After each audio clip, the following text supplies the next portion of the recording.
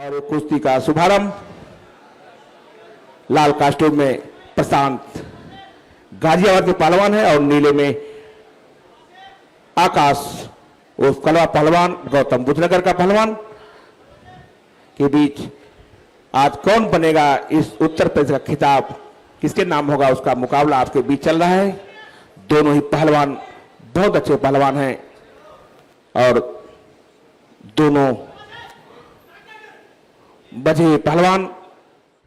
एक नशा वह है जो ड्रग आदि नशीली पदार्थों के कारण पैदा हुआ है। नशा माफिया युवा पीढ़ी को निगल करके भारत को खोखला बनाना चाहता है। हमें उसके खिलाफ लड़ाई लड़ने के लिए तैयार होना पड़ेगा। हर एक जागरूक नागरिक को, हर राष्ट्रभक्त को इसके खिलाफ लड़ाई लड़ने के लिए तैयारी करनी चाहिए। और दूसरा, स्मार्टफोन का नशा। स्मार्टफोन का नशा, जितना समय आप स्मार्टफोन पर खर्च करते हैं उसमें से 90% फिजूल का है।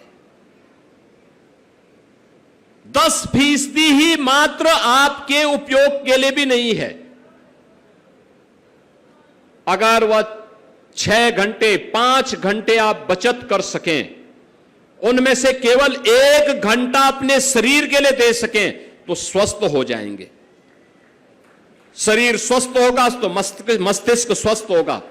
मस्तिष्क स्वस्थ होगा तो भारत को सशक्त और समर्थ बनाने में आप अपना योगदान दे पाएंगे और बेहतरीन योगदान दे पाएंगे। मानसिक तनाव से बचे रहेंगे। हर प्रकार की, किसी भी प्रकार की चुनौती से अपने आप को मुकाबला करने के लिए तैयार पाएंगे।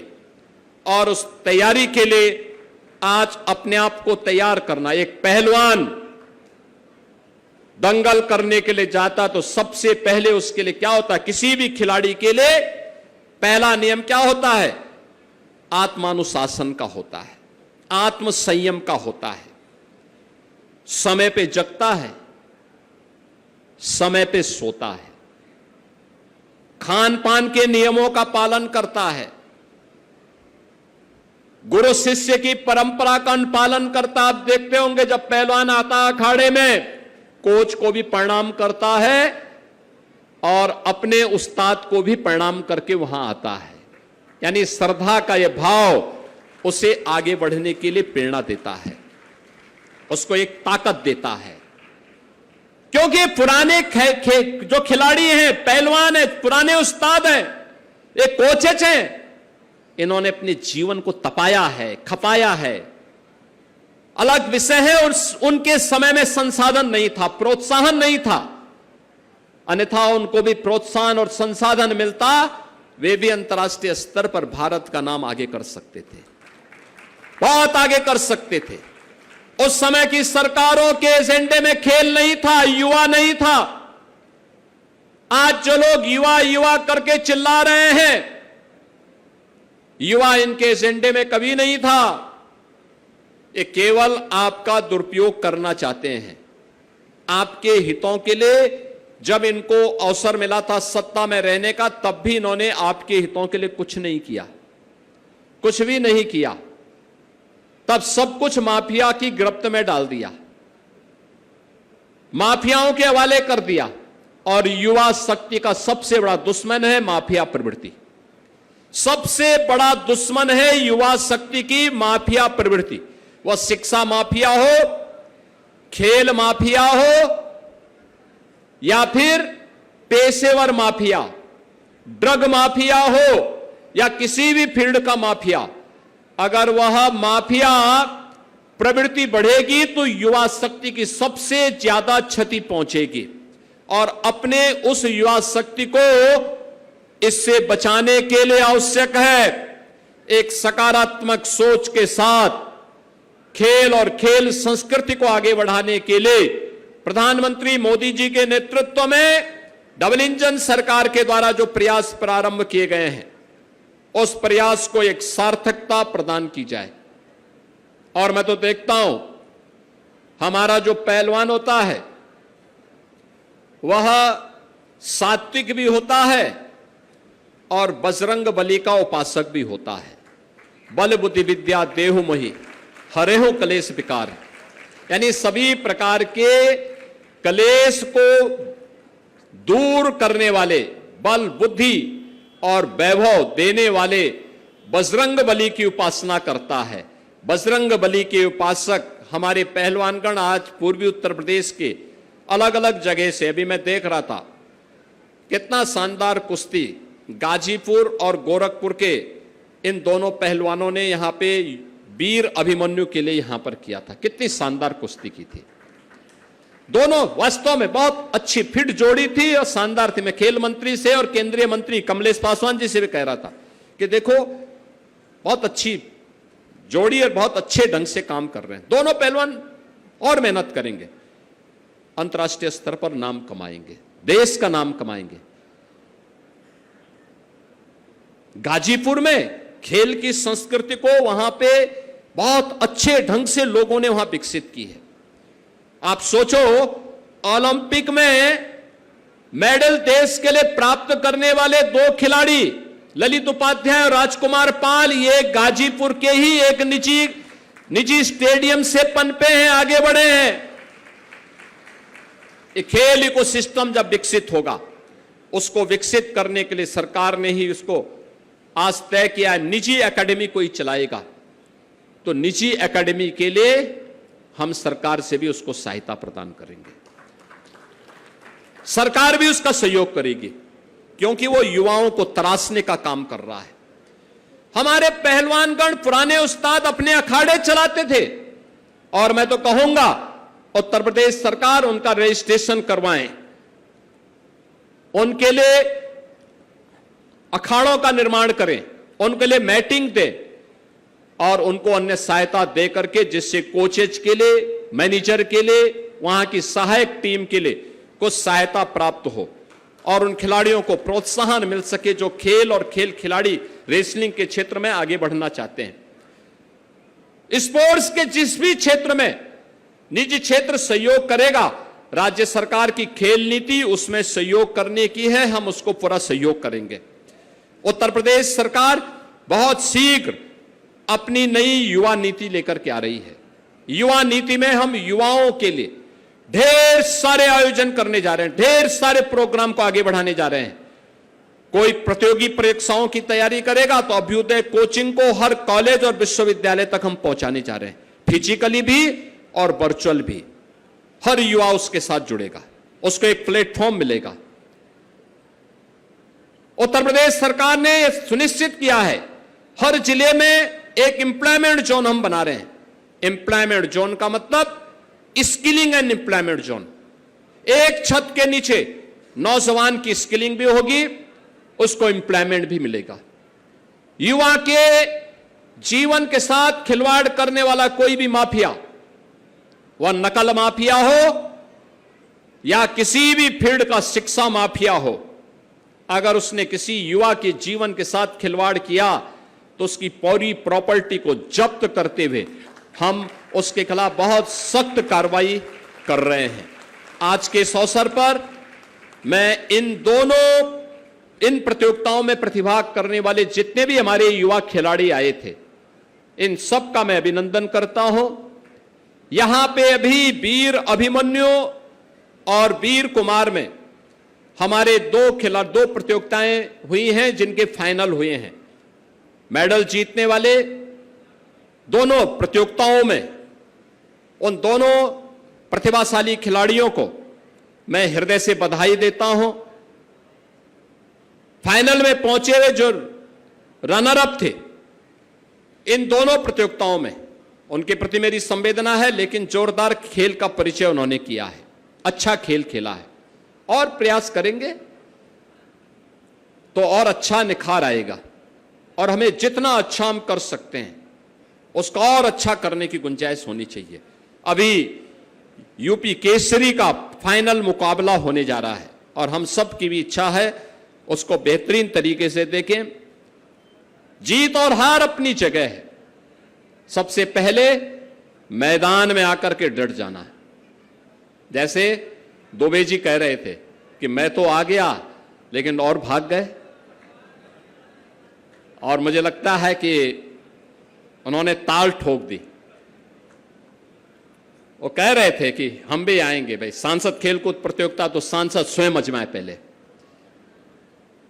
लेकिन अब उनके साथ कोई सांसद हाथ मिलाने वाला नहीं था, तो उन्होंने कहा चलो अब यूपी केसरी पे ही ध्यान देते हैं। तो यूपी केसरी की ओर हम सबका ध्यान है। आप सबको मैं इस अवसर पर बधाई देता हूं और यूपी केसरी के अपने दोनों जो खिलाड़ी हैं जो इस फाइनल मुकाबले में यहां उतरने जा रहे हैं, कई प्रतियोगिताओं को जीतने के बाद ये लोग यहां फाइनल में पहुंचे हैं और फाइनल में पहुंचने के बाद अब इस रोमांचक मुकाबले को देखने के लिए हम सब यहां तैयार हैं।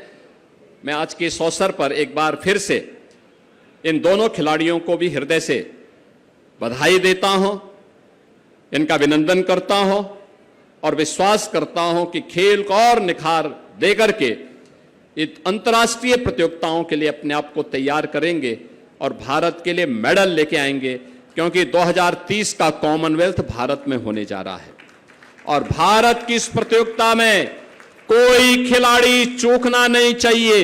इसकी तैयारी अभी से यूपी के अंदर प्रारंभ हो जानी चाहिए। इस विश्वास के साथ आप सबके प्रति मेरी मंगल में शुभकामनाएं हैं। धन्यवाद। जय हिंद, जय जय श्री राम। 80 किलोग्राम भार वर्ग से ऊपर उत्तर प्रदेश केसरी के इस फाइनल प्रतियोगिता के लिए प्रशांत कुमार गाजियाबाद और आकाश कुमार गौतम बुद्ध नगर मैट पर आ जाएं।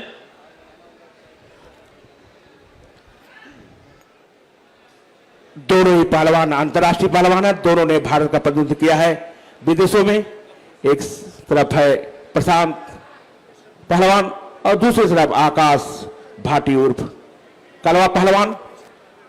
मैं बता दूं कलवा पहलवान जो नीले कास्ट्यूम में है, ये दो बार भारत केसरी का भी खिताब जीत चुके हैं, कलवा पहलवान के नाम से मशहूर है। दूसरे प्रशांत कुमार भी अंतर्राष्ट्रीय पहलवान, इन्होंने भारत का प्रतिनिधित्व किया है विदेशों में। बहुत शानदार मुकाबला आपके बीच होने जा रहा है, दोनों ही बहुत अच्छे पहलवान।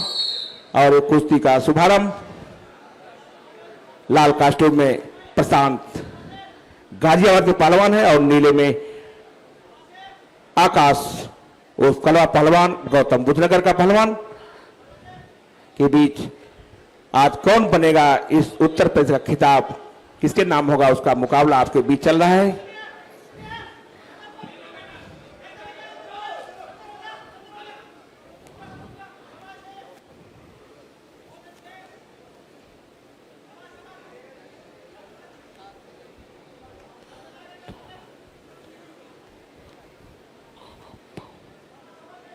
दोनों ही पहलवान बहुत अच्छे पहलवान हैं और दोनों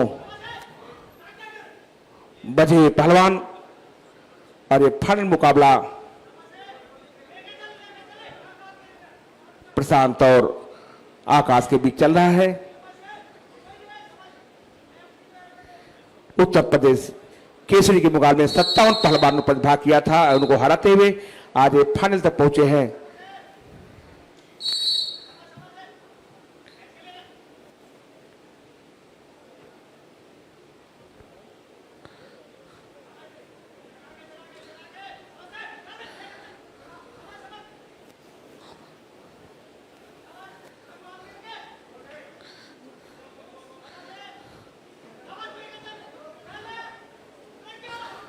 मैं दर्शकों से अनुरोध करूं एक बार जोरदार ताली मारकर स्वागत पहलवानों को, तब पहलवान चलेंगे।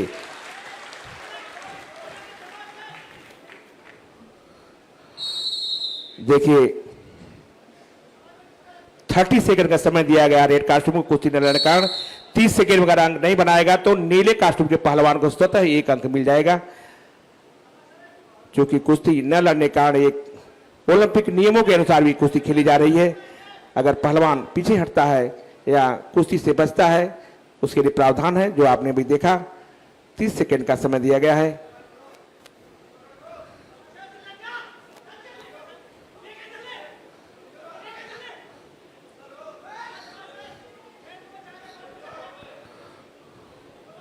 और 1 अंक मिल गया नीले कास्ट्यूम के पहलवान को। 1 अंक की बढ़त बना लिया है गौतम बुद्ध नगर का पहलवान आकाश और कलवा पहलवान।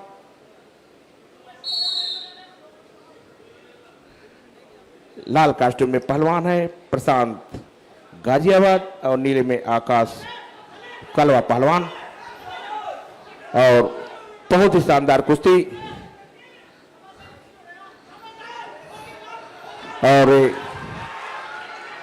टांग मारने का प्रयास और देखिए रेड पट्टी के बाहर चला गया। एक अंक पुनः मिल गया ब्लू कास्ट्यूम को। दर्शकों को बता दें जो ये मैट कुश्ती हो रही है इसके में जो एरिना बना हुआ है राउंड में कुश्ती लड़ते हुए स्टैंडिंग पोजीशन में या किसी पोजीशन में अगर पहलवान का पैर बाहर चला जाता है तो अंदर वाले पहलवान को एक अंक मिलता है। अभी आपने देखा ब्लू कास्ट्यूम के पहलवान ने टांग मारने का प्रयास किया और रेड कास्ट्यूम के पहलवान का पैर बाहर चला गया इसलिए एक अंक मिला उसको। और ये पहले पीरियड का समय ओवर और 30 सेकेंड का रेस्ट।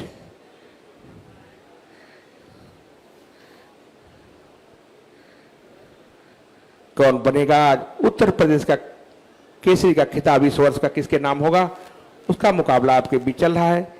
और फर्स्ट पीरियड में 2 अंक की बढ़त बनाए हुए है ब्लू कास्ट्यूम का पहलवान आकाश उर्फ कलवा पहलवान गौतम बुद्ध नगर। और रेस्ट का पीरियड खत्म हुआ दोनों पहलवान अंदर आए।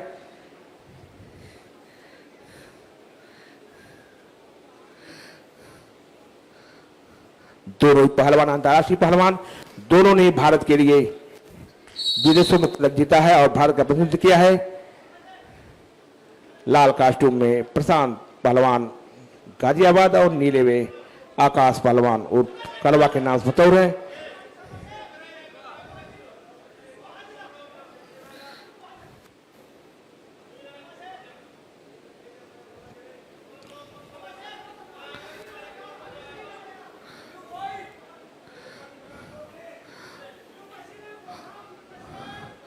और देखिए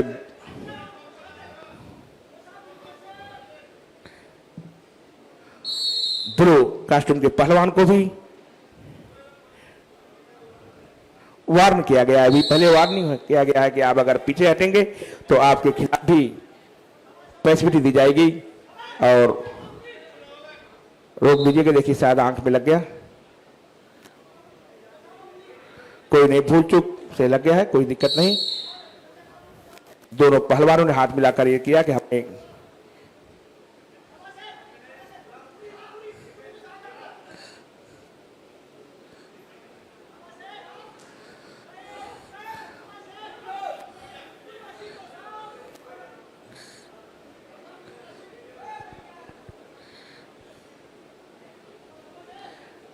रेफरी हिसाब से अनुरोध कुश्ती चलाएं।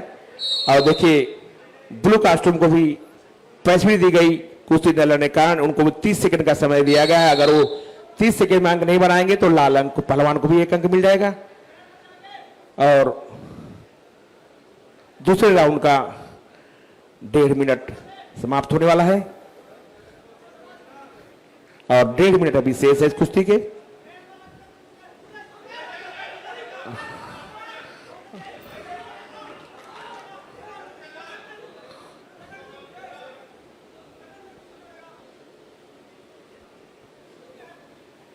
और देखिए 1 अंक रेड कास्ट्यूम के पहलवान को मिलेगा। 1 और 2 का स्कोर है और अभी दूसरे राउंड का 2 मिनट के लगभग ओवर होने वाला है और स्क्रीन पे टाइम चल रहा है। 1 मिनट शेष है और कुछ भी हो सकता है, कुछ नहीं कहा सकता। 1 पॉइंट का लीड है, आखिरी समय में कुछ भी हो सकता है। दोनों पहलवान अपनी बारीकियों से कुश्ती लड़ रहे हैं, कोई मौका नहीं देना चाहते। और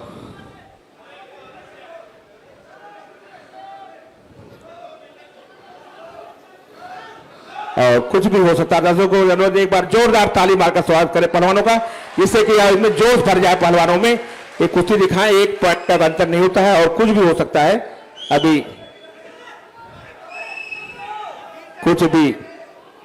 20 सेकेंड शेष है और देखिए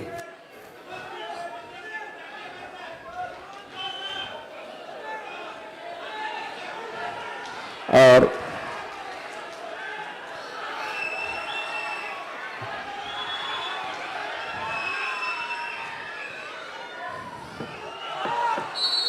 और ये समय समाप्त। देखिए 2-1 के स्कोर से नीले कास्टूम का पहलवान आकाश उर्फ कलवा पहलवान ने यह खिताब जीत लिया है। इन्होंने उत्तर प्रदेश केसरी का खिताब इनाम किया इस वर्ष का। मैं बहुत बहुत बधाई देता हूं पहलवान को। और दूसरे स्थान संजय करना पड़ा। दोनों पहलवान यहीं पे आ जाए, दोनों पहलवान इधर ही आ जाए।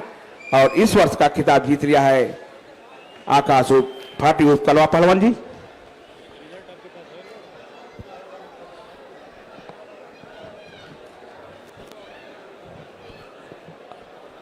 पुरस्कार वितरण कार्यक्रम के लिए हमारे सभी विजेता उपविजेता तैयार हो जाएं। अभी आप बैठे रहें।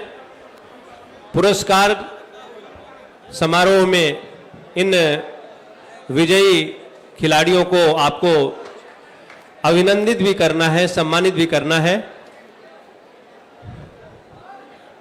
श्री चंद विजय जी, सबसे पहले मैं उत्तर प्रदेश वीर अभिमन्यु का परिणाम यहां से घोषित करना चाहूंगा। तृतीय पुरस्कार वीर अभिमन्यु शिवाजीत वाराणसी। तृतीय पुरस्कार में 2 हमारे खिलाड़ी हैं। 25-25 हजार रुपए के पुरस्कार और प्रमाण पत्र इन्हें माननीय मुख्यमंत्री जी के हाथों दिया जा रहा है। तालियां बजाकर हम सभी दर्शक इन 2 दिनों में जो हमने खिलाड़ियों के परिश्रम देखा है उसका यह सम्मान है। इसी क्रम में शिवम वाराणसी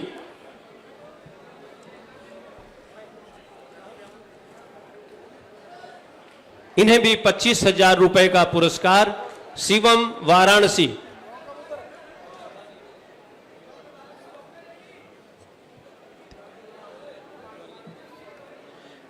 दूसरा पुरस्कार वीर अभिमन्यु परिणाम जनार्दन यादव गोरखपुर।